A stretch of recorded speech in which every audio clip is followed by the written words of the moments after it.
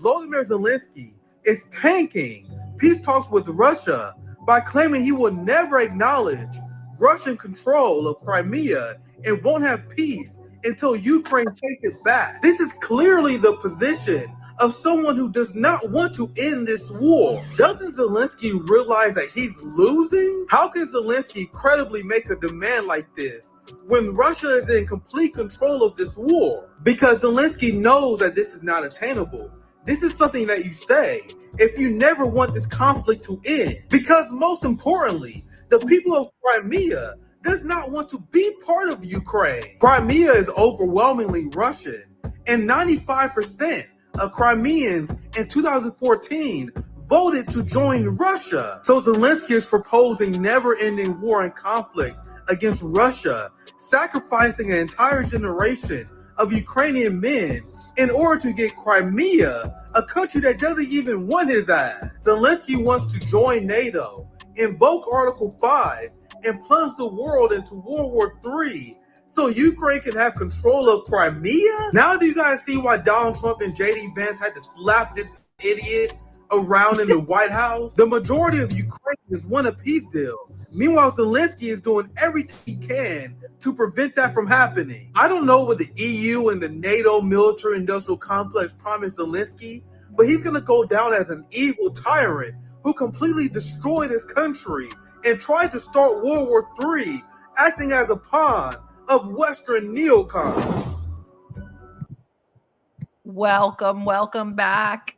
Thank you, Nick. We are back. This is going to be our once every 2 week show extravaganza for all of you guys. Thank you all for joining in. We are at over 1,000 viewers already. Thank you guys for streaming across all platforms, dual streaming with RBN. And if I'm distracted at all, it's because the puppy is with me and not sleeping. So hi, Nick. How are you? What's poppin', Sarah? This is great. This is fantastic. What's poppin', my friends? Welcome How are you? To the RBN DDG Geopolitics dual stream. We're doing this now, I believe, once every 2 weeks. According to Zoya. Zoya's the boss. You know, we may break that rule every once in a while. They had to add an extra show. It's always great to have these rant sessions. There's a lot to talk about. Yeah. Well, you started off with Ukraine, and interestingly enough, we had a great. Not sure that it's uploaded, but we had a large strikes last night on Kiev, the largest that we've had in over a year, and this is in response to the recent talks. So I kind of wanted to get your thoughts because you're the one who did the video on them wanting World War III, and we also had some weird sort of rumblings that Trump had reached a deal from the crazy the crazy accounts on Twitter, but we had a response from Russia to bomb the hell out of Ukraine. So I kind of wanted to know your thoughts on what's going on in Ukraine, the lack of again, Zelensky had a meeting with or Yermak had a meeting with Witkoff. No one else showed up. Rubio did not show up. It's not really looking good. So what are your thoughts? So you know that Europe and neocons like Susan Rice, they're in Zelensky's ear telling him to reject Trump peace offer. And they're the one who telling Zelensky to bring up Crimea. I have something, if you want to put this on the screen, I'm gonna show you guys what the EU has said. And this is another example how the EU and the rumor is people like Susan Rice and many Biden administration previous officials are in Zelensky's ear to do everything they can to take a peace deal. So this is why I wanted to cover the Crimea, because this is a big deal that Zelensky is saying absolutely not. Crimea is off the table. And it's weird because Ukraine is fighting a defensive war, they will have us believe. So if you're fighting a defensive war and you are the quote-unquote victim, why does your demand impose you taking territory from Russia? Because this is what Russia, they already took Crimea. And this is because the Crimea army and the Crimean people want to be part of Russia. I'm going to show this video, and Sarah, I want to get you in here as well, because the way the liberal media have been covering this, you have Democrats that are absolutely freaking out over Donald Trump saying, Of course we can't negotiate over Crimea.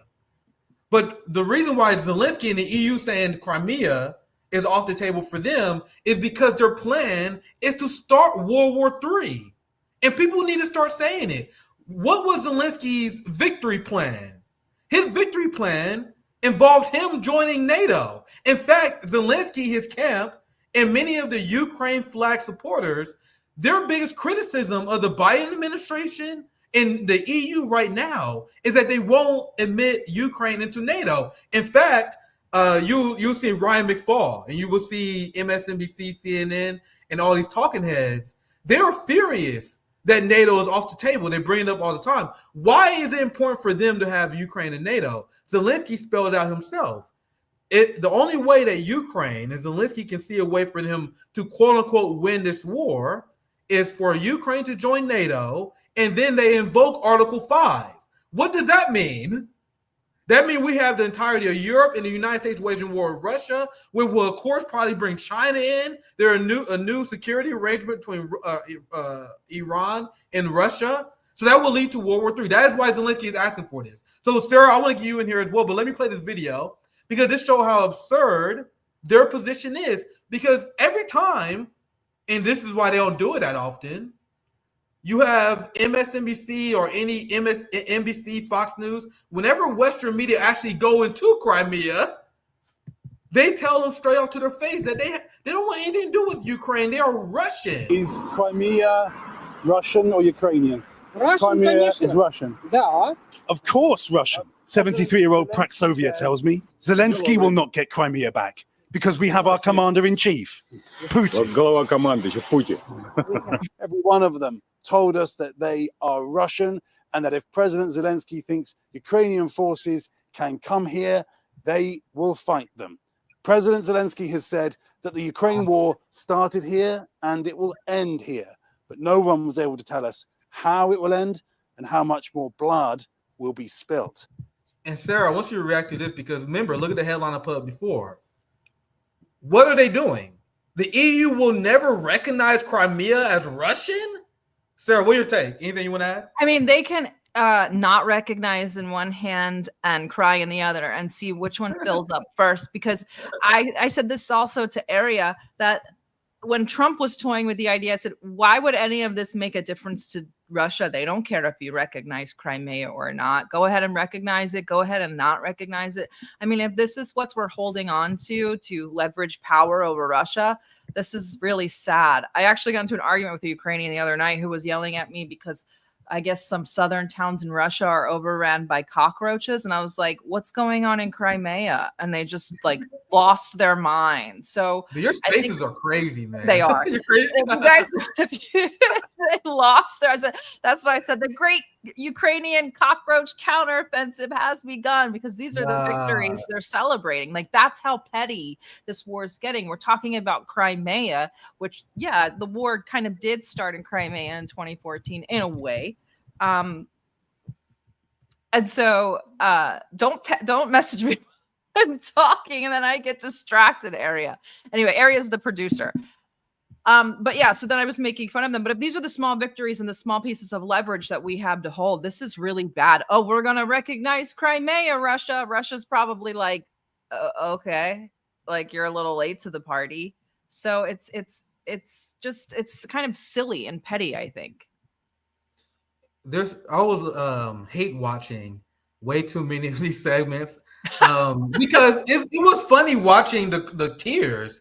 Like from the liberal corporate media, maybe I should find one, but they was crying. They are rallying behind Crimea as this giant deal, and they blaming Trump for it, even though this happened under Obama. But this is the reality they would never tell you. I watched maybe 4 segments on this over the last 24 hours from corporate media, and they never explained why Crimea is part of Russia. What's poppin', Danny?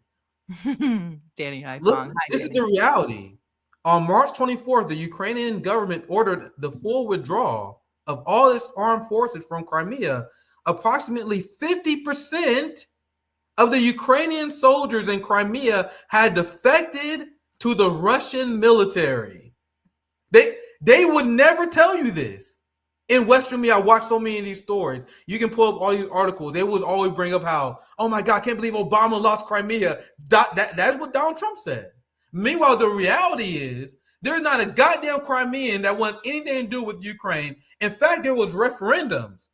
The referendums that people in the West claim is fake, even though polling constantly replicate the results of that, where 95% of people in Crimea wanted to join Russia. So what the EU and what Ukraine and Zelensky is proposing is to forcibly take Crimea from Russia and force the people of Crimea to live under a fascist government where you are not allowed to collectively bargain. Sorry, that's my phone. You're not allowed to collectively bargain in Ukraine. They banned socialist parties. So what the West want to do, they want to force Crimea into a fascist hellhole. Do you know how evil that is? Sarah, anything you want to add? I mean, you bring up good points that people kind of need to be reminded of. Plus, Crimea, I think this is the fourth. I mean, if we say this war is over Crimea, this is the fourth war in history over Crimea, like in modern history, I guess in post-Renaissance history. It's probably the fourth war fought over Crimea. This is a very important place for Russia. It always has been. And to think like that you're even going to be able to approach it. You said that you can't get any good information. While this isn't a very informative documentary, Roses Have Thorns, the episode about Crimea, the whole entire documentary series is on YouTube for free. It's called Roses Have Thorns. I think there's 12 or 14 parts, but the Crimean one shows really what was going on in Crimea as these sort of Ukrainian fascists were approaching on tour buses. And Putin had no idea what was going on. He really didn't have any clue. He didn't even have a clue that the referendum was taking place until it took place and after the aftermath. And he was like, okay. And so they reacted to that. But I mean, Crimea was always going to be a part of Russia. He just wasn't very much ready to do it at that time. But yeah, I think that, and I wanted to ask you your opinion. I'm thinking now that they keep on saying like NATO is completely off the table. Like you're off, that's off the table for the time being. They're like, what can we kind of hold on to that's tangible? And maybe that's Crimea. Because if NATO's gone, you're not going to get into NATO anytime soon. What are you going to try to negotiate with?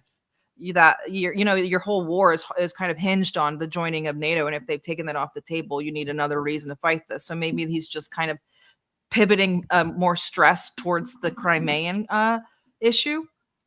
And notice he never talks about the Donbass. Like once in a while, he'll mention like, we want to get the Donbass back. They hate those people. They want Crimea back because they want their Turkish sort of Black Sea vacation spot. That's why they want Crimea, because it's where all the oligarchs hang out. And there was a good Ukrainian mafia in Crimea as well.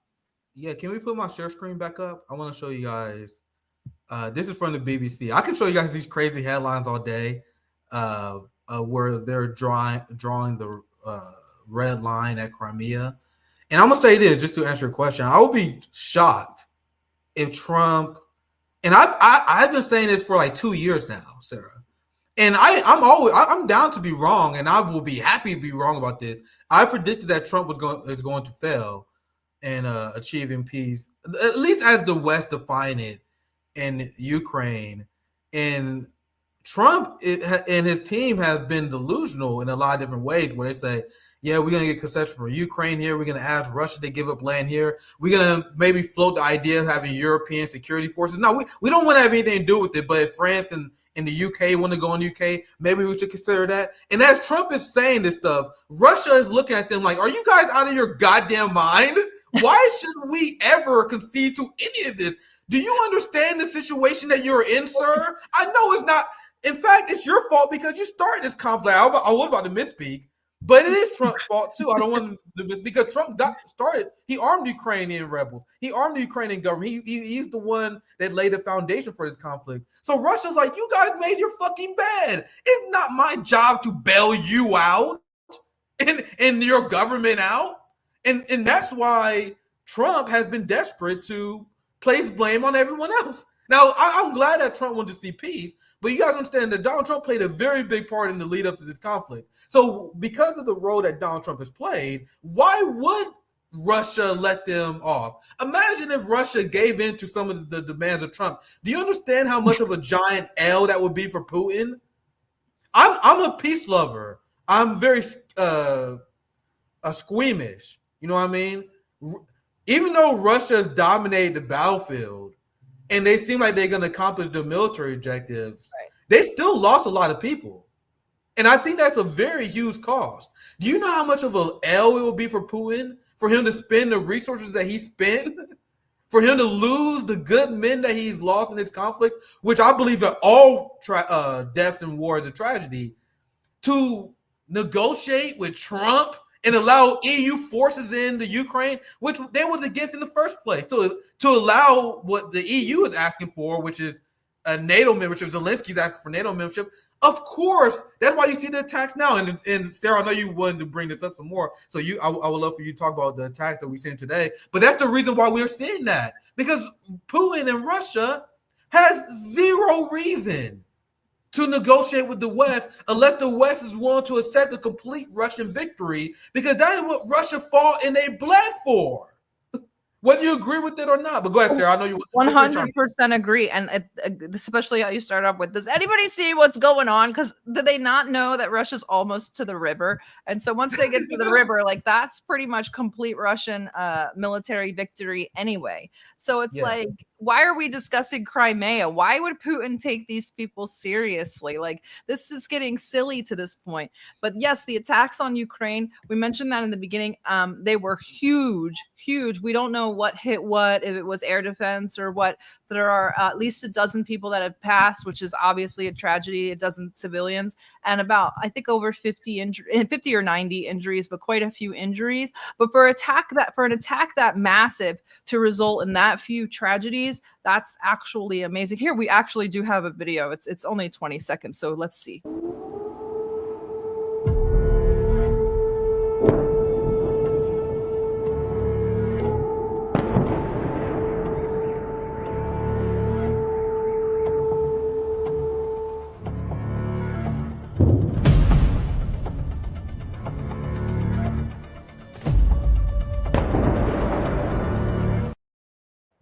Very large sortie last night. And we also have Trump's response, which is big mad. I'm not happy with the Russian strikes on Kiev. First of all, it's Kiev, not necessary and very bad timing. Vladimir, stop.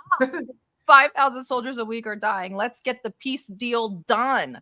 Now, keep in mind, this was today, and last night, Douglas McGregor, among other accounts, I'll call you out, I don't care, his account, whether or not he's running it, I don't know, said Trump reached a deal. That was in the middle of my afternoon yesterday. So I was like, and then all of a sudden the strike started, and I was like, what was the deal? So then this morning, and I kind of want to touch on those Twitter accounts later, but yeah, we have no deal. Russia showed again last night. People in the West don't understand how to read people in the East's actions or what they actually say. If he's bombing, as rumors are coming out that there's a deal, and he is doing the largest strike he's done in a year on the Capitol, he's telling you, F your deal. There's no deal. This is the deal. So that's the message that's being sent. Very much Russia's in the driver's seat when it comes to all cylinders, I think. Yeah, that's a great point. Because that's Putin sending a message that we don't have to, like, the negotiations that you guys are doing is not worth our time. Yeah. And you guys are on the back foot right now. We have no reason to accept the terms. And I've been watching the coverage. I've been seeing what liberals been saying about the new strikes. And correct me if I'm wrong, I think there was like 2 people who died in these strikes or whatever. Essentially rookie numbers compared to what Israel's putting up. That's what I said. I read the New York Times article and I was like, okay, I get it. Like, you got to do your article. And the way that they talked about the tragedy, I was like, this happens every 20 minutes in Gaza. Like, what are you? It's rookie numbers. It's rookie numbers, because if Russia really wanted to win, because another thing they say that Russia's goal was to take over the entirety of Ukraine, was to level. If they have to. I mean, if you keep coming to them with plans that one half of it's going to be occupied by France, the UK, and the Ukraine, Russia might say, I better take a little bit more. There better be a big buffer zone. So I think it's just supposed to show like we won't stop until our demands are met, and we'll go to Odessa and we'll keep going if we have to go. But there won't be French and UK troops in the middle of Kiev again. This is what we did after World War II. I was just discussing this morning with a colleague.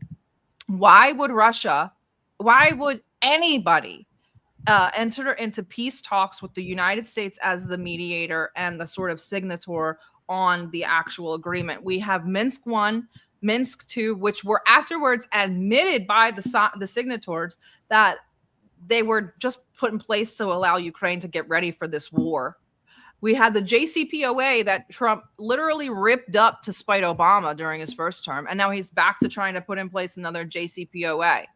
Why would anybody enter into any sort of treaty or agreement with the United States when it literally we took 20 years to replace the Taliban with the Taliban? Like, we don't really do things that make any sense or that are in good faith. So why would they want to negotiate with Trump? Yeah, and Putin has explained this many times before. People thought Putin was joking when he said that he prefers Biden and Trump because he don't trust Trump. He said before that he views Trump as extremely unpredictable.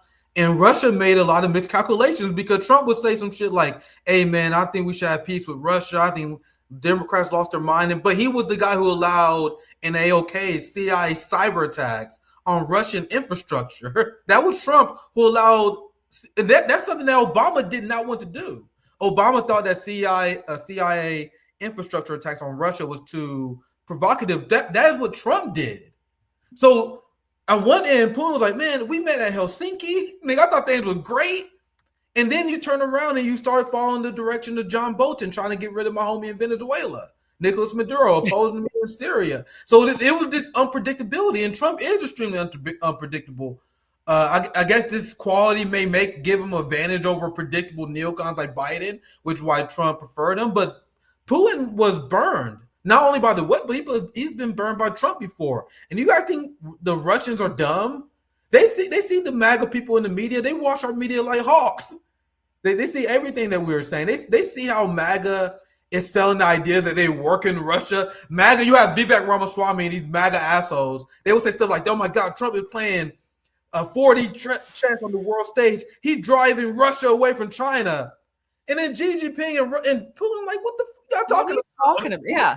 We see what you guys are saying. We are not going to allow you guys to manipulate us on the geopolitical world stage. We are going to stand up and we're going to fight for multipolarity. And seeing these actions that Trump has done, which only led to Russia and Iran, for example, becoming closer together, it's clear that Trump was a accelerist candidate. If you were cheering for multipolarity, it's funny because on RBN, I spoke to many people before who not into electoral politics, so they wasn't passionate about it. But they said, man, if I had to choose, I would choose Trump because Trump will help accelerate the end of multipolarity. That's what I said.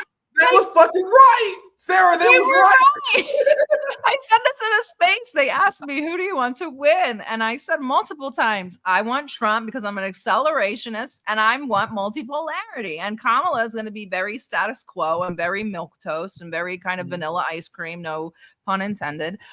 And so I was like, I want Trump. We better shake things up. I did want to read this to you, get your reaction. This is from our Russian admin. She lives in Russia, in Siberia, and this is her reaction. So Russia's apparent willingness to entertain American mediation isn't a gesture of trust. It's a move of pure strategic elegance. Agreeing to listen and even agree serves a broader purpose: to appeal to Trump, fracture Western unity, and present Moscow as the only adult in the room. The result, Europe is sidelined, watching Washington entertain the very actor it spent years, not years, Lydia, a century, calling a pariah. NATO tension brews quietly while public cracks begin to show. The once cohesive front starts to look more like a loose collection of diverging interests. For Ukraine, this is unsettling. A Washington-Moscow channel that skips Kiev entirely makes the regime look irrelevant. Worse, it makes Russia look reasonable, measured, and open to peace, while Ukraine clings to maximalist positions that fewer and fewer are willing to entertain. Meanwhile, Moscow keeps up the pressure on the battlefield. Negotiations are no pause button. I think that's very well said, that actually we're being played. Yeah. Yeah. I said before that literally after inauguration, because I didn't cover the election that much on RBN actually. Because I told you guys last year, and I know it was a great opportunity. It clicked, but like, bro, I don't give a fuck because the election is the least interesting thing that's about to happen over the next few years. With Putin, they was ready for Biden, they was ready for Trump. Xi Jinping was ready for Biden, they was ready for Trump, and they have been making strategic moves. And Trump have this delusional strategy that is literally born for the Reagan era, the peace through strength. You know the term they tricked MAGA people into repeating, thinking that it's an anti-war slogan, even though it's meant to. It means the opposite. I know I'm not tripping, sir. He knows that as well. I've seen a lot of MAGA accounts that are like, oh my God, Trump is bringing peace through strength again. Like, nigga, that's not a good thing. That's what got us into the Cold War. We're getting trickle-down economics next. But to your point, Trump's bombastic, and please share my screen when you get the chance. I have another video. This hotspot video is fresh. Like I literally just recorded this earlier today. And I want to get to this next topic. I think this is a good transition point. Because when I said that Xi Jinping, I have a hotspot video. I had tweets while I said that. I said Xi Jinping and China is going to run circles around Donald Trump and MAGA on the world stage. China is not the same state that it was in 2017. It's not the same state that it was during Trump trade war. Well, I would say, and I've seen people say that China was kind of naive. Like, as the United States and the West was very open about the fact that they're going to pivot hard against China, China was largely caught flat-footed on Trump's first term, especially during the tariff war, where they were still trying to negotiate with Trump. Do you guys remember that? Where China was, come on, Trump, come on, let's make a deal. They're not doing that bullshit no more. Not only did they learn from their mistake, they have became exponentially more powerful. You know, the country that they try and portray as having economic problems, China, the one that has a 5% GDP growth every year, that economy that's struggling, they have been preparing for this moment. Not only that, they've been building goodwill. Once again, the fact that the EU have ever been on the side of the United States against China is exactly why I root for Russia in the first place. What the fuck did China ever do to the EU? Exactly. They've always had decent relations, especially with Central and Eastern Europe. China has always called out NATO aggression in Eastern Europe, color revolutions in Eastern Europe. This idea, the United States, I feel like they made the idea of China as a paper tiger like really stick in their head, because it's like they're like, China's too inept. We'll just destroy the EU's relationship with Russia and all of their commerce with Russia, and then they will be forced to come to us. And it's like, no, they're all turning to China.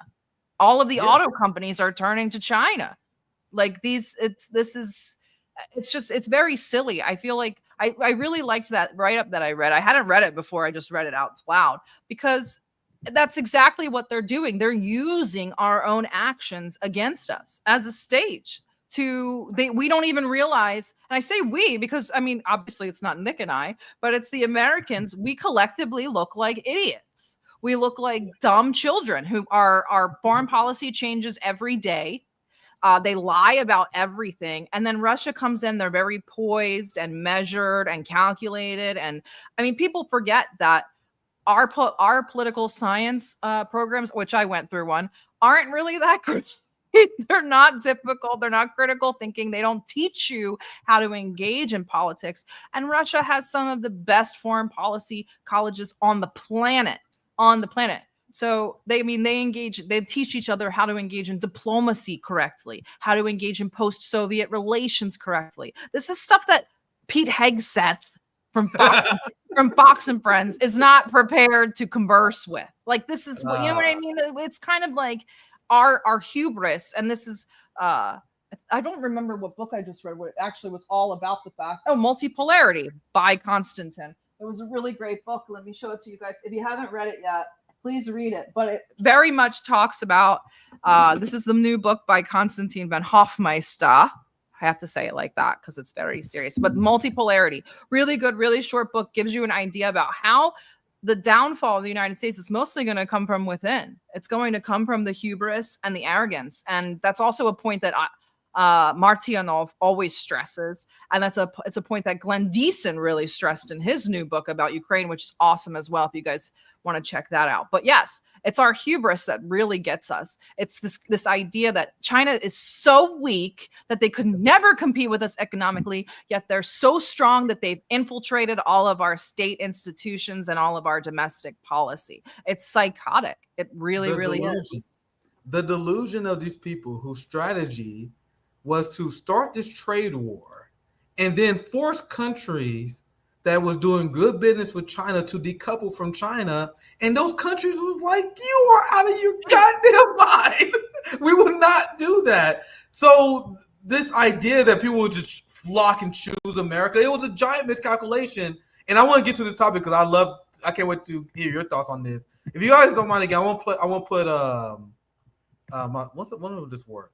Can you play my share my screen one more time? I want to play my second hotspot video, and I'm gonna use this as a way to introduce this topic. And then, Sarah, I want you to chime in because this is, and I was reading about this today, where the EU and China came up with this deal where they're gonna lift sanctions off each other's lawmakers. It's great. I'll explain it a little bit here, and then Sarah, I'll get you in here for your reactions.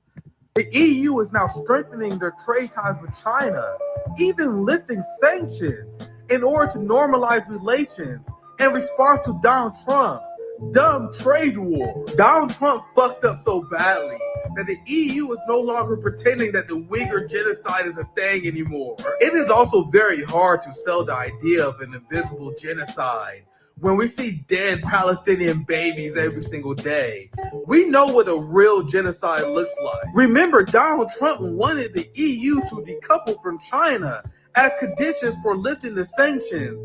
And the EU was like, nah, we're good. The only thing that Donald Trump has accomplished thus far is help accelerate the rise of multipolarity. Donald Trump's inability to force countries to decouple from China is exactly why he panicked and why he folded to China in such embarrassing fashion. In fact, Donald Trump's insane trade policies brought China closer to Japan and South Korea of all people. Imagine fucking up that badly. It's funny how just a week ago, that MAGA was pretending that Donald Trump was going to break China. Now they're scrambling, wondering why Xi didn't pick up the phone. In order to calm down investors, the Trump administration has been claiming that they are in active negotiations with China. Meanwhile, China quickly slapped down their claims, saying that there will be no negotiations and no talks until the United States removes all the new tariffs. I told you guys months ago, Xi Jinping in China will run circles around Donald Trump. This is a massive humiliation for the United States and for MAGA. They won't admit it. Feel free to chime in. They will not admit it. They're not going to admit it. That there's just massive amounts of cope coming out of MAGA. It's so funny that you had the Gunther tweet in there because I did bookmark it too. Like, what are you talking about? Gunther Eagleman, who, first of all, that is not his name. And second of all, who runs 6 different accounts on Twitter, all botted to hell, all just eating up all of the ad revenue. And they post slop like this. Why are we listening to these people? Here's more slop, just because we already talked about it. Stu Peters thinks we're going to war in Western Europe. I'm not sure that he knows the difference between East and West. But what is this slop? And exactly like these. Yeah, go to that one. Go back to that one. Look, yeah, guys, go back to the other one. Like, do you guys realize that X is mostly a mental asylum now? Yes. Yes. China will bend the knee by the end of the month. Bookmark this. Guys, this is the new media, Sarah. We are the media. Like we are the media. Right. And it's sad. I was actually talking to Samira Khan the other day, who we all know and love. We were talking about how the mainstream media is now getting it right more often than the alternative media. It's really despicable. It's really despicable. I will not show any Zag. Hope somebody asked in the audience. No, we will not make fun of him on the stream. We'll make fun of him in spaces. But I did want to also, so we're talking about China. Then in typical, now I got to share my screen. Let's see if I can figure it out. But in typical United States fashion, yeah, here it is. They want to, instead of negotiating, they want to help China restructure their economy. Oh, I saw this. Oh, Jesus Christ. The U.S. wants to help China pivot away from an economic model focused on exports instead of consumption. Treasury Secretary Scott Bessent said Wednesday, so yes, this was yesterday, China's current economic model is built on exporting its way out of economic troubles. It's an unsustainable model that is not only harming China, but the entire world. China needs to change. The country knows it needs to change. Everyone knows it needs to change, and we want to help it change because we need rebalancing too. What the hell? Here it is. Sarah, I think, can you guys share my screen?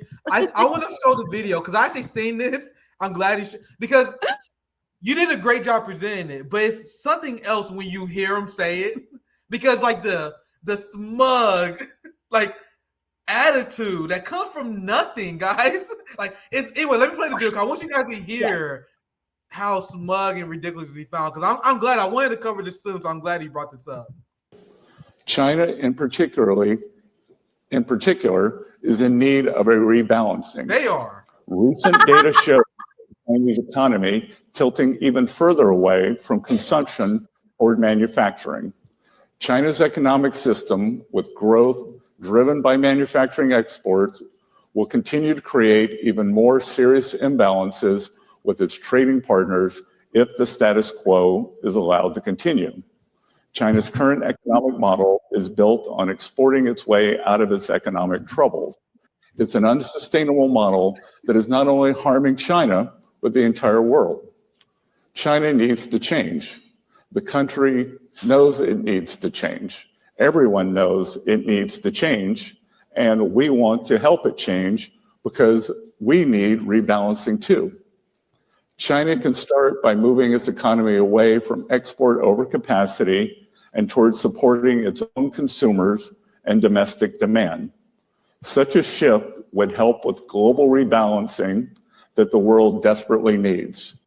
Do you guys see why I wanted to show the video? Yes, no, I'm glad you showed the video.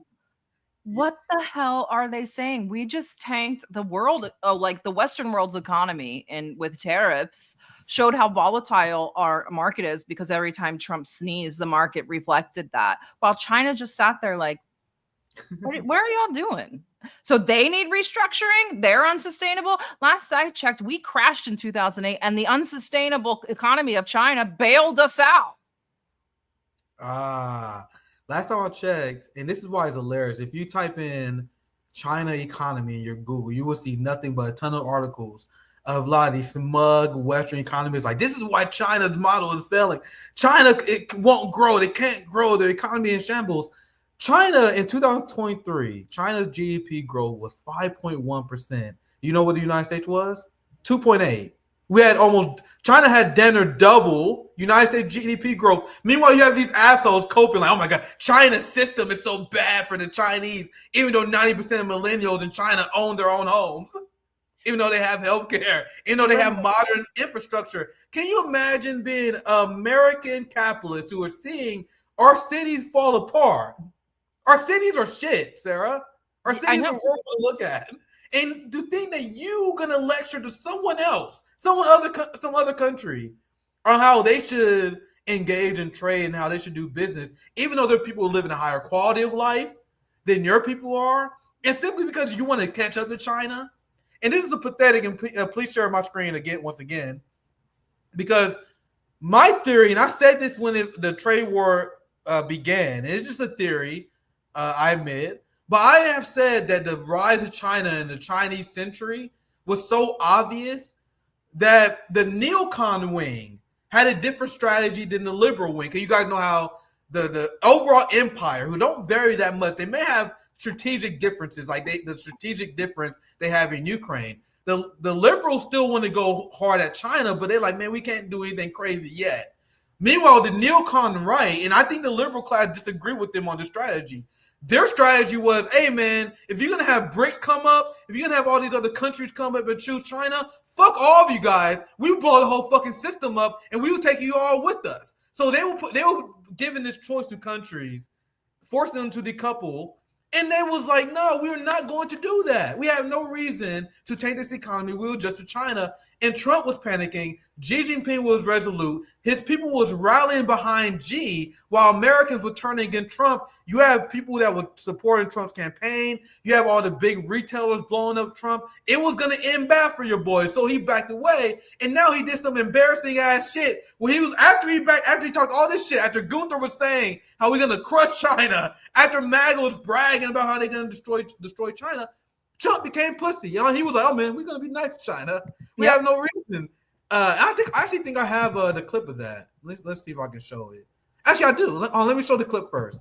Let me go in proper order. Hold that thought. Go ahead. Let me play this video here. And our country is getting stronger all the time because the other was not sustainable. With China. Are you going to play hardball with them? Are you going to mention COVID? Well, I'm not. If you can't hear the question, they was asking if you're still going to play hardball with them. I know it was kind of hard to hear.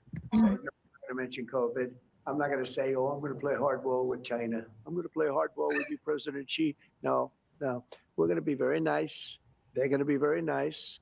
And we'll see what happens. But ultimately, they have to make a deal because otherwise they're not going to be able to deal in the United States. And bro, you was just talking shit. Literally. They simultaneously talk out of both sides of their mouth. They just lie. It's just a constant cope and a constant lie. You're not projecting any power when you say we're getting stronger all the time. Do you know that China actually grew in the first quarter of 2025 while we were busy crashing our stock market? They grew. That's crazy. They grew by doing nothing. He lies and says that China's calling. Remember, he lied and said they called. Xi was in Cambodia and like Vietnam. You know, Vietnam is getting high-speed rail. China is busy literally going all over Southeastern Asia and saying, do you want to connect to our economy via high-speed rail? Vietnam is getting a high-speed rail before the United States. Please put that through your brain. Put it Trump through your MAGA, brain. they canceled the high-speed rail project. The guy that promised up the high-speed rail, took all the money for it, is now in the White House. His name's Elon Musk. And that was the most desperate shit that they did when they were trying to pretend that they're in conversation, because once again, the market was tanking in the United States. You had Trump's homies. You had Elon Musk that was disagreeing with this. You had investors that was calling them up, cursing them out. That's probably behind the scene going off on them. So then Trump was like, oh, we're going to pretend to be nice. We're actually talking to China. And actually, you don't have to play it up because I already showed it. But I had up on the screen before how China denies any talks with the United States. Now, Trump is completely humiliated. This is a completely humiliated person because he's going now in order to save his economy because he panicked his investors. He wanted to pretend, oh, no, we're actually pretty good with China. Meanwhile, Xi Jinping like, who the fuck are you? We don't know you. Yeah, we don't know you. And you know how to put this up. I'll just read the headline. Where as Trump is pretending, actually, do you mind putting this? There it is. There he is. So as Trump is pretending that he's having this conversation with China, and after I read this, Sarah, you can feel free if you have a story you want to present. You can present a story after this, but this is the last thing I have on the China story. So as Trump is pretending and telling people that he's working with China behind the scenes, China was like, nigga, we ain't working with you. In fact, we don't want to hear from you. We don't want to talk to you until you remove all the new unilateral tariffs. If you don't move all the tariffs, we're not moving forward. This is G literally sunning and humiliating Trump in a way that I didn't know it would be this bad. Trump begging for a deal. Chinese social media, I need to get on the red note here soon, but Chinese social media has been lit because they've been laughing at this dumb orange buffoon. But go ahead, sir. I think you want to talk. They've been laughing at all of us. I mean, keep in mind, we started at 150 countries are begging for a deal. Then we got down to 75. Now we've down to 30. Now we're at 15. 15 countries are going to meet with us for tariff deals. This has not worked. It's time to admit that this did not work. It actually caused so much damage for the multipolarists. I mean, we should be happy because it's not tanking the dollar, but it's putting a huge strain on it. It's showing that it's not stable. The volatility of the market is insane. That scares off Eastern investors. If Trump tweets, it's not supposed to affect the market the way that it has been. That's volatility in the market. Asians do not like that. And the funniest part is that the crash that didn't come from China. It came from Japan. Japan was dumping. They came from Japan. They see the writing on the wall. They got to get the hell out of this. Germany already got tanked. Japan, you're next. Don't get too big for your britches. So that all came from Japan. So it's very interesting to see our former allies, or, well, we'll just call them subordinates, forced into allyship of like Germany and Japan, kind of abandoning the ship. Like, we've got to get our own thing straight. And if you guys want to remember this moment, I made you this amazing shirt. It's on ddgeopolitics.com right now in our store. All products tariff-free, shipping is free, international, no taxes. But since we're talking about merch, I do want to talk about what we saw today or yesterday. I can't even remember. All the days are blurring together at this point. But it was this morning that we talked about. I talked about it with Aria, and he had to take his own screenshot because he couldn't even believe it was real. But here we go.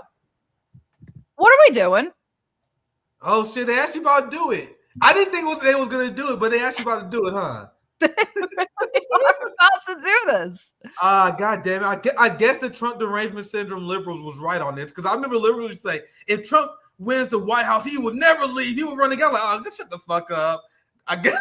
what are we doing? And not that I mind. I'm not objecting to extending presidential terms, because I think term limits are bullshit. Like, we already seen the result. Term limit doesn't work if you have a rotten system. We're gonna do replace one asshole with another one, and I'm my position on this. I understand why people support it. Like, it's a good idea on paper, but if you have a rotten system full of rotten people with rotten politics, term limit's not changing shit. In our system, you can predict who's gonna win at a 98% rate based on who raises the most money. Yep. You have APAC. That is bragging that they going 40 for 40, nigga. They shooting like Jordan. They lights out on election. And you guys think your fucking term limits is going to stop the Zionist regime, the capitalists from corrupting? What's going to happen is Nancy Pelosi's going to retire, and some other motherfucking Nancy Pelosi asshole is going to replace her and become new Nancy Pelosi. That's what's going to happen. So I understand why people support term limits, but I think we should be focusing more on changing the culture, having overall good policies, elevating good leaders. Because honestly, if you have a good leader that we all support and they have a 12-year program, does it really make sense to even interrupt it? Isn't that why China more successful? Because Xi has long-term plans that you can see through. Once again, my mind been decolonized. I know you guys may not agree with me on this. My mind been decolonized. I've been questioning everything about the West, including fucking term limits, all this shit. But anyway, that's my thought. Go ahead, Sarah. I wanted to pull up this shirt that Aria just sent me. If you guys can see it, I don't know if you can see it or not, but it says rewrite the rules. So we're changing Trump 2028, rewrite the rules. So that's the plan. We're rewriting the rules. I'm gonna sound like a fucking liberal boomer right now, but I have never seen a fucking administration so openly be against the Constitution. I know. I was like, why? I know that's a boomer ass shit. I know that's a boomer. Maybe I kind of agree to an extent, because I said my argument was, they said, well, they were arguing with me about birthright citizenship. And I said, but that's in the Constitution. I'm not even a constitutionalist, but I'm not. We have to have some bedrock that we're built upon. And then they said, well, the founding fathers didn't predict, this was about slaves, the citizenship. So they didn't predict, obviously, that we were going to have an influx of immigrants or birth tourism or whatever they wanted to say. And I said, this can be applied to every single right. If you want to do this, they're going to use this against arms, the right to bear arms. They're going to say, well, the founding fathers didn't have AK-47s in mind. That's what the liberals are going to say when they're inevitably back in power. So it's like, why am I forced? So I was talking to MAGA and they said, but we're in a post-constitution era. And I don't know if that's true. I guess to a degree it is. I guess, I don't know. I think it's important to call this out, because I said many times before that weaponized hypocrisy is the highest form of corruption, because the people on the right, they will use the Constitution as a way to engage in class warfare. For example, there's just one of them where they will say that student loan debt forgiveness is unconstitutional. So that's where you want to draw the line, the Constitution. But when it comes to the Fourth Amendment, which the right wing have been gave up on, they've been gave up on the idea of due process, of having warrants. They've been against the Fourth Amendment. I've been arguing about this for years.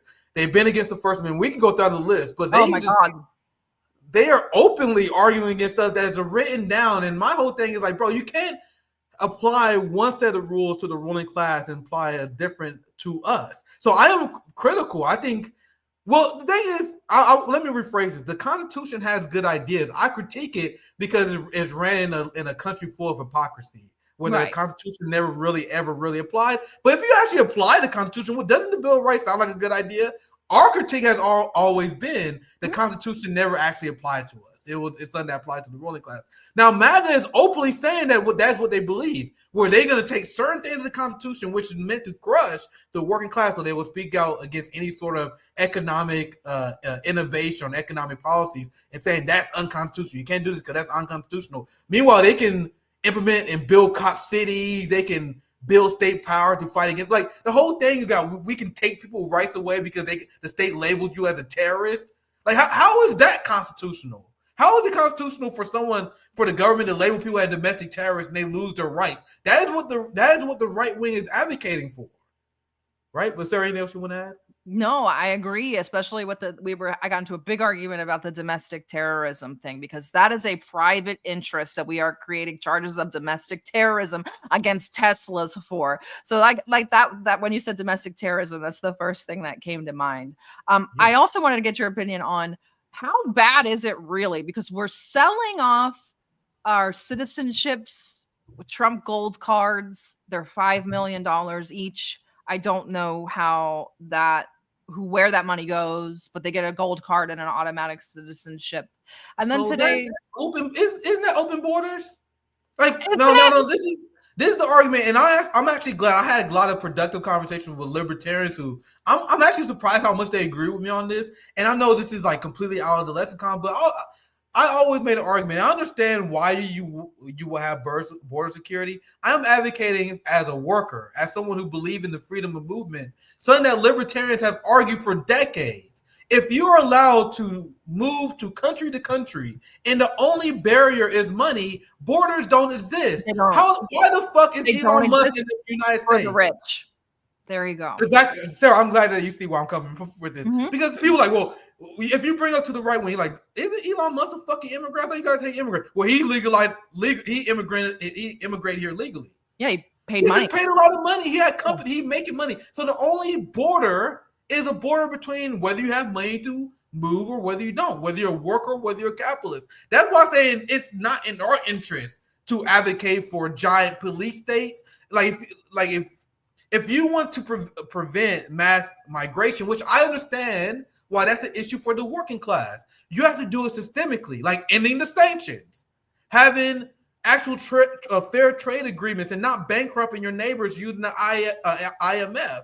If you didn't engage in regime change operations in South America, you wouldn't be having all these mass migration. These are things that you got to change. So that's why I'm not generally sympathetic for the people who was advocates of sanctions, which led to mass migration, imperialism. Then they complain why their neighbors are coming over here. If you was a good neighbor, there wouldn't be mass migration. It's not an issue that can change overnight. It's something that will change through good policy. It is my position, because of the capitalist hypocrisy, that we shouldn't allow them to be the only people to have that freedom of movement. That's just my thoughts. Anyway, sir, that's another tangent. It's all built on that. It's all built on crony capitalism, which is, I mean, even Mussolini said fascism should really be called corporatism, because it's just the merger of the corporate and the state. And that's literally what this is. I don't know if it was on your show or on my show, where I discussed the merging of Eric Prince with our ICE and private prison systems and all of that. We're just merging private and state. And let's be honest, 5 million is a lot to us, and it would obviously change all of our lives. But to these people, 5 million is nothing. That's a garage. Like, that is nothing for these people. So for 5 million to get an American citizenship, drug dealers can raise $5 million. Like, they complain that we're going to get like, they're not sending their best. Who's going to buy an American citizenship for 5 million? You think good people? Not good people. Like people like Andrew Tate. That's what you're going to get. People, crypto lords like Andrew Tate. That's what you're going to get. And then reason why I bring up all this money stuff is then we get this. I saw today, and now I got to share my screen, but I saw today on Twitter, Laura Loomer, who I have to follow. But this is the only reason why I'm bringing her up. Tonight, President Trump is having a fundraiser at his Trump National Golf Club in Lowe's Island, Virginia, where a $1 million per plate dinner is planned for MAGA Inc. Super PAC. And then she posted that's his itinerary. This is bananas. Can you imagine if Putin or exactly $1 million a plate at a time like this? That's such a great point. Can you they say that crony capitalists run Russia, and this is what happened. This is the result of giving one political party way too much clout, giving them way too much because Trump won the popular vote. He was the first Republican that run the popular vote since Reagan. Yeah, I think I want to say I'm not a fucking electoral fucking historian, but it's been a long fucking time. Can you share my screen, please? I can't remember. Yeah, can you share my screen here, please? This is what happened when you give too much political capital. That's the word I was thinking about earlier. I couldn't think. The American people unfortunately gave Trump way too much fucking political capital with that dominant victory. As a third party advocate, what happens in the election is not my fucking concern. But Trump won a giant fucking mandate. That's the reality. And the American people saw Trump's corruption. He's like, nigga, you guys approve? You approve. All right, bet. So now we have a situation. Imagine if this was China. Imagine if this was Iran. Imagine this was whatever you believe is the authoritarian, tyrannical hellhole that they sold us as our enemies, like China, North Korea, and them. You have a president which is worth $4.1 billion, meeting with someone who was literally married to a sex pest, a mass serial rapist, Vince McMahon. But Linda McMahon didn't know what was going on. That's what she wanted us to believe. I have friends who are in wrestling, so they told me the whole thing. Vince McMahon usually trap these women in contracts and engaged in all these degrading sexual acts with them. There is no way you was married to this motherfucker. Actually, I don't know the story as well as I thought it did, but I have friends that was like, look at what Vince McMahon did. It's literally crazy. Like the rapes he was pulling off. And Linda McMahon was married to this motherfucker for decades. I don't know if they're still married. And she was like, I had no idea. Get the fuck out of here. You knew exactly what was going on. The same way that Trump knew exactly what was going on with Jeffrey Epstein. They all fucking sex packs. Linda McMahon is too. But I get too far off my point. But Linda McMahon is worth $3.2 billion. Trump is worth $4.1 billion. And now they are planning to confiscate wages from poor and working class people because they demanded the Department of Education to start taking student loans back from the working class, even though many Americans can't afford them. Even they're going to garnish their wages, take money directly out of their bank accounts. Like there's not going to be any of this forbearance shit that we've seen before. It's going to be, they're going to take the shit directly out of your bank. So think about just the optics of this. We have billionaire fucks who giving each other jobs and they're directly robbing the working class to give money to loan sharks, usury, which is supposed to be one of the deadly sins. But this is the reality. And I'm gonna show you. I have a few more things I'm gonna quickly share, and I'll pass right back to you, Sarah. Since we quickly covered some domestic stuff here, this is why I find it absurd that I understand why rich people vote. That shit makes 100% sense to me. Yeah. Whenever I see celebrities and people be, well, I can't believe this celebrity endorsed a Democrat. Nigga, that makes hella sense. They millionaires. Like, whenever I see Jay-Z endorse Hillary Clinton, that shit makes 100% sense to me. What doesn't make sense to me is ordinary people doing that shit. So this is why, because no matter if it's a Republican or Democrat, you have under Biden, the last administration, it happened under Trump, happened under Obama as well, where he crashed the market in 2008 in order to facilitate an upward transfer of wealth. That is what Donald Trump just did. So of course the stock markets fell. They said that's supposedly supposed to hurt the top 1%, right? But who buys the collapsed stocks? Who benefits from the rebound? The top 1%. Yep. That's what they did in 2008, and they are already doing it now. Trump is already bragging about how he got his friends rich. And who else benefits whenever there's a massive market sell-off? Banks. Because they get paid by transactions. Guys, do you understand? I'm not trying to get crazy, radical, socialist on you guys, but do you guys understand why this shit is meant to crash? Like, whenever there are these predicted crashes every 5 to 8 years, I'm not surprised. Let me read the headline. Sorry, I'll keep talking too much. Yeah. Let me read the headline. I passed you, Sarah. Here's the headline. 1 trillion of wealth, 1 trillion was created. Who created that? No workers? So the wealth spawned out of the air, Sarah. Apparently, these trillionaires, these billionaires, they rubbed the genie on the lamp and they granted wealth that came out of nowhere. There was no labor involved, apparently. This is what capital have you believe. It was created out of nowhere for the top 19 richest U.S. households last year. Now, you guys see why I'm going gray. Y'all know you guys see I got gray in my beard now. I'm going crazy because people forget that Elon was a liberal before he jumped on the Trump train. Do people forget that's why he was liberal, because of these EV vehicles? Like, I don't know why MAGA allowed themselves to get baited and switched, because in 2018, as I recall, or 2021 and 2014, as I recall, EVs were for gays and like shit libs, right? That's what I was told. And now all of a sudden, everybody's got a Tesla. Everybody's giving, by the way, they're down 71% in sales, which good riddance to bad rubbish is all I have to say.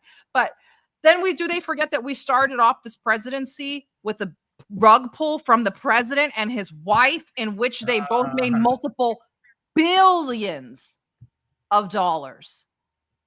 Billions. Like, did anybody see that this was coming? And it's funny, one of the listeners said Gilded Age. They're calling it that. The crypto bros and the people that are better off are calling it a golden age, because it's not affecting them. It's affecting us. That's crazy. American EVs do suck anyway. The Chinese EVs. I was in a Chinese EV in Russia, which one of the drivers picked me up in, and dude, it was like a Bentley inside. Dude, like fucking, I'm not even big on Teslas. I think Teslas are ass.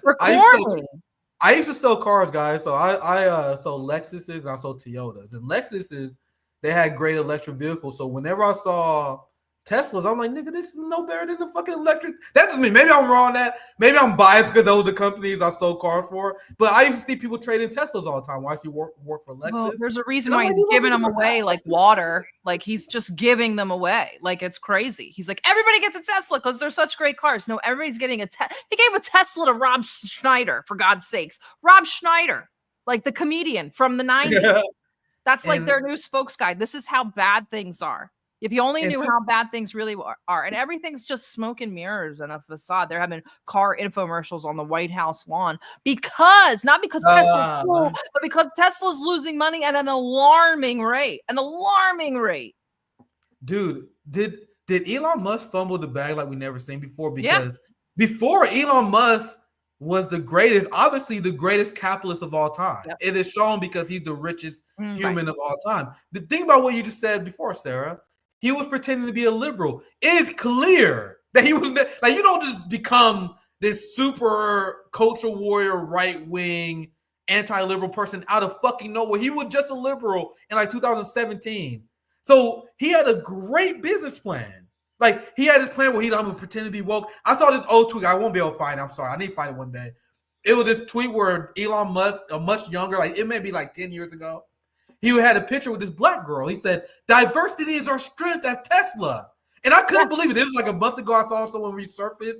Like, he was like, diversity is our strength. This is why we are focusing on hiring black female engineers. He was a completely different guy. You know why? Because he was the greatest capitalist of all time. He was selling electric vehicles. He's like, bro, I'm about to hustle these Nancy Pelosi fucking liberals.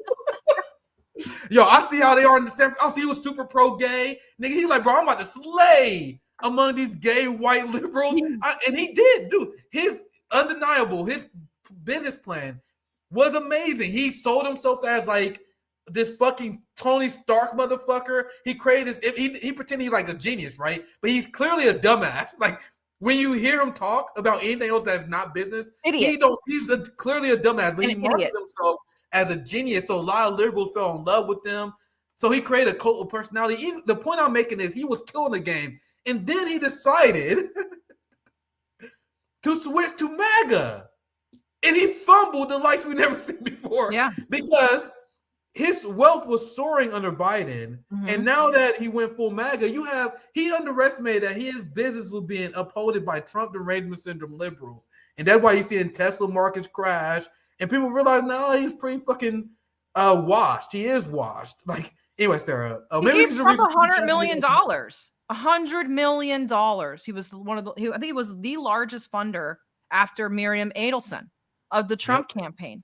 Just psychotic. I mean, I do think he might have fumbled the bag. I think he thought he was going to have a lot more influence than he did, but I don't know that he. See, people say Elon's the richest man in the world, but he doesn't have a lot of liquidity. So it's not like he can hand over millions and billions to Trump. He gave Trump what he could at the time. He was beat out by other funders.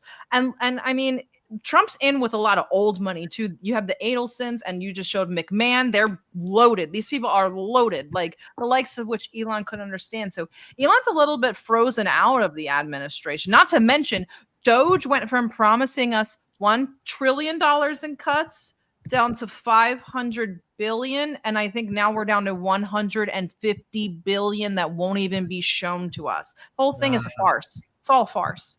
Yeah, I heard a report. I got to double check it because I didn't fact. I just read on Twitter. I always fact check everything. Like if I ever talk about on the show, because as we mentioned before, Twitter is full of fake fucking. It's crazy how just faker and gayer it become. Like there's so many of these fake MAGA accounts, and there's a lot of liberal accounts. It's just literally bullshit. Like whenever I share something on Twitter, I always make sure I check another source. But I did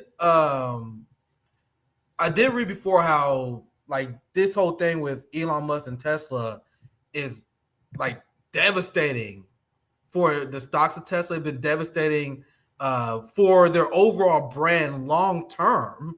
Like long term. Like even if Elon Musk would have flipped a switch, he created an entire era of people who would never buy out. Like for me, like he got people buying for different reasons. There's no way I would ever support him because he's a fucking Zionist. But now you got liberals who won't support him because he's a fucking Trump head. And then you got a lot of fucking people who live in the Midwest and the South who would never fucking buy an electric vehicle because they think it's gay for some reason. Like I will never, guys. I sold cars, guys. Tesla to Ted Cruz. Like he's from Texas, the oil state. Like what are we doing here? Like Wendy did ask though, Sarah, MAGA didn't vote for Elon, only Trump. 100% agree. 100% agree. And that's what I think, that Elon was under the wrong impression. Andrew Tate is USA, UK citizenship. Yeah, I know. I was just using him as an example of who would buy, what type of person was going to buy citizenship. Is Andrew it wrong? Sorry, Sarah, but Andrew Tate is one of those fucking hardline immigration people. You guys see what I'm talking about? And I would love to debate, like he's USA and UK citizenship, so you're not for staying at one land. Yeah, you just pick your favorites. But then he go around like, oh my god, can't believe all these brown people are going to Europe, even though he's half brown. But that's his grip. Like, sorry, Sarah, to interrupt you, but you're fine. Like, it's so annoying that these right wingers pretend they hardline immigration. Meanwhile, they going to Sweden. Motherfucker, they vacation in Dubai right now. He's like living in Dubai. Anyway, it's with a house in Romania. Amongst the gypsies. But anyway, she says, is it still wrong? Is it wrong? I still would vote for Trump today. I abhor Democrats. No, I don't think that you're wrong for voting how you would vote, how you want to vote. I didn't vote. I boycotted the election and went to Russia instead. If I was forced gun to my head, I probably would have voted for Trump, if not Jill Stein. But I also abhor Democrats more than I abhor Republicans, because the Republicans give great content. The content is so much better under a MAGA regime than it was under Biden. Biden was so boring. At least Trump's entertaining. Plus, like we said in the beginning, the accelerationist facet, which is that we're multipolarists and we want multipolarity, and Trump is much better for multipolarity because he's inept. So Wandi, the only thing I would say is that if you really abhor Democrats, the thing that would piss them off the most is supporting a third party. It was Nancy Pelosi and Chuck Schumer that said they won a strong Republican Party. Yeah, they love it. I don't think they're offended. Like, if you want to get Democrats, you vote for Republican. They got their daddies and their uncle vote Republican. Like, a lot of these Democrats, they are liberal because they had daddy issues. Their daddy was a Republican, so now they vote Democrat. So the best thing you can do to get at these people, not to play their game, not to vote for Republican, vote for the people that they try to sue off the ballot. So the Democratic Party sued to get the Green Party off the ballot. You guys think they use that resource for no reason? They don't want to see another alternative outside of the duopoly. They're happy to lose to Republicans. They don't ever want the narrative to go too far away. I don't want to tell you how to vote. I'm just saying, if you abhor the Democrats, that's the best thing you can do, is to not even play their game, to prop up the people they want off the ballot. But we can continue to. We're going to wrap, but I want to close with your thoughts on this, because this has been going on, and I've been telling Blue Anon that they're not going to do this to me again. But Andy says, Newsweek from yesterday. AOC sees popularity with New York Republicans surge from 6% to 21%. Why are you doing this to us with AOC and Bernie again? Dude, they actually about to do it. They actually about to do it. I'm gonna see if I can find it. I know we about to wrap up. This be just real quick. AOC is definitely running. Let me see. Someone sent me this. You think she's gonna run? Oh, she 100% run. Let me. I'm gonna share my screen here. Give me 1 second here. It's not gonna be too long. On that point, AOC has been raking it in. Please share the screen when you get a chance here. I am actually pretty shocked to see how fast and how unapologetic the liberals have shifted towards AOC, because after losing to Trump twice, now they're like, oh fuck, AOC, we probably gotta give her a chance. She has said she's a team player now for the Democratic Party, and now she's putting out these cringe ads. Like, we're not gonna watch it. I'll just read it, and they clearly stand up for AOC 2028. Do not let them trick you into thinking we're enemies. Do not let them trick you into thinking that we can be separated to rural and urban, black and white and Latino. We are one. You did that. Fucking one. You did that. The liberals are the ones who divided everybody and made everybody identify or put everybody into slots by how they looked or what their sexual preference was. It was them that did it. Yep. And they had no problems with the extreme anti-Palestinian racism in the Democratic Party. Isn't that crazy? None. The insane anti-Asian racism. Like, the anti-China derangement in the Democratic Party has gotten worse. Yeah. Now, I don't know if maybe I'm paying attention more. That could be possible, but I swear to God, it's got worse over the last few years, because they used to like pedal with it a little bit, but usually they used to rely on the Republicans to push it the most. But now I'm seeing like liberals being super hardcore anti-China like I've never seen before. So how can you put out that statement when you have a party that's extremely anti-Russian? When I had Rokana on, that was a few months ago, I was explaining to him, like, I would never support the party because you guys hate Russians. You hate fucking Chinese people. You guys hate Palestinians. So to them, it's super important to support war criminals, to support capitalists and people who hate our guts, because we have to support the LGBTQ community. We got to support gay people, as they support a party that is extremely racist against Palestinians, that is building cop cities, that is meant to subjugate black and poor working class people. Like, it's like, I don't understand where their hierarchy comes from, because there's like a certain hierarchy of people who's important to them. The most important people in the world, the people that you can never ever sell out, and I obviously I support this as well, the trans community and the LGBTQ community. But if you support people who hate Russians, hate Chinese people, they hate Palestinians, then they're all good. It's just very annoying. But go ahead, Sarah. I think we're a wrap, but I want to get any closing thoughts from you. It was a banger show, man. That was good, because Sarah's shows are very therapeutic, as I always say. Well, I decided to do this every 2 weeks because I don't get to talk. I don't talk much about domestic politics or culture war stuff that is intertwined with politics.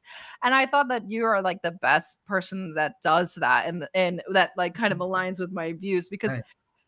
And I thought, what better than to prove I'm not racist than to do it with a black guy. Yeah, we definitely got to keep this going. This is a very base. Hilarious. I love these. I love thanks you guys. for popping up in the chat, Rome. And Rome. Rome, we have a big event. I saw Rome mention it before, and maybe he would plug on the show. But we have a big event we're playing with the chairman this July, Fred Hampton Jr. We're supposed to be going to Chicago. We're doing a big giveaway event in Chicago. It's going to be gigantic. So anyway, I just want to promote that. Big shout out to Rome. I love that brother. We'll go ahead, Sarah.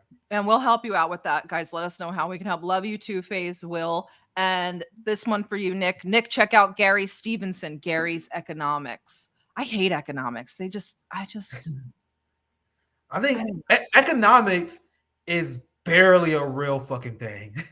The academic study of academics in the West is bullshit.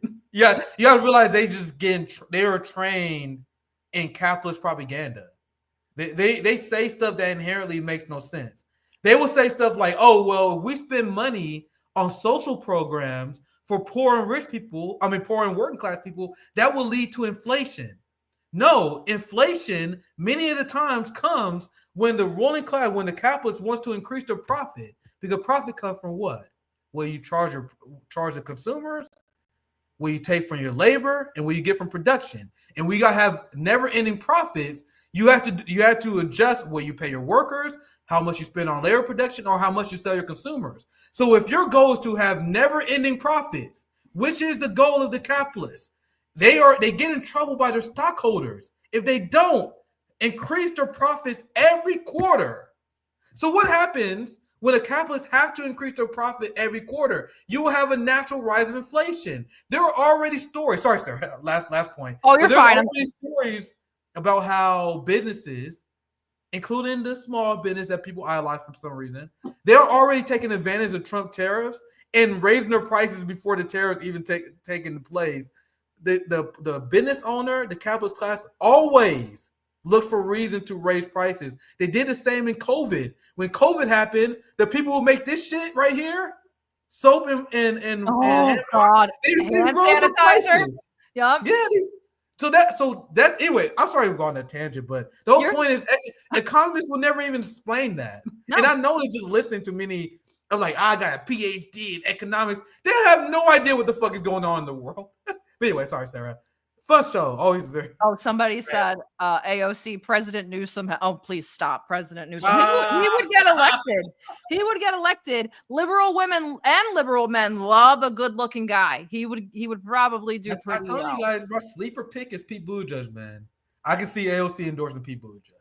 Like he went on this big Fox News circuit afterwards, and he'd been on a lot of the Daily Show. I see him on the Daily Show. He was on what's the other shit lib? I fucking forget his name. I'm not good with celebrities. You guys know that. One of the other, like he's being pushed hard right now, and his approvals among Democrats are apparently sky high. And I can easily see Pete pretending do that fake progressive bullshit again. That's my dark horse. It's gonna be Pete versus JD Vance 2028. Oh. That's electoral politics for you guys. I hope you guys looking forward to JD Vance versus Pete Buttigieg. Follow. If you are not following RBN and you are in my audience, you're already wrong. Please go to ddgeopolitics.com. We will be back every 2 Thursdays. So not next Thursday, but the Thursday after. Maybe we'll bump that up to every week. We'll see how it goes. Nick, what have you got going? Nick, what have you got going on? Let the people know when you're streaming again. The biggest I want to promote once again, Rome. Like we've had this great relationship with the chairman. It's been pretty well documented what happened. A lot of people try to separate RBN and Fred Hampton Jr.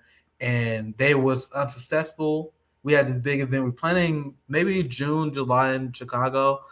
Rome has all the details, but I think we're giving away diapers. We're doing a food drive. We're going to be donating to the Hampton House. There's lots going on in Chicago. And we're just ramping up RBN mutual aid more than anything else. We always said that YouTube, we're activists who just so happen to have a YouTube channel. So that's been my main focus over the last few days is trying to rebuild RBN mutual aid. I'll be back next week as well with some more streams. I always enjoy the streams with us, Sarah. So I'm looking forward to this as well. Yeah, keep us posted so we could share it on our accounts as well. Rome, you're always doing incredible things in the community, and let us know how we can support you. Oh, and I'll be back with Marat on Sunday for our weekly Sunday wrap-up stream. Thank you so much, Nick. This was fun. We'll do this. But I don't need a therapist anymore. I can cancel my plan. Yeah, definitely very therapeutical. Thank you, Sarah. All right. And we'll see you in 2 weeks. Area, take us out.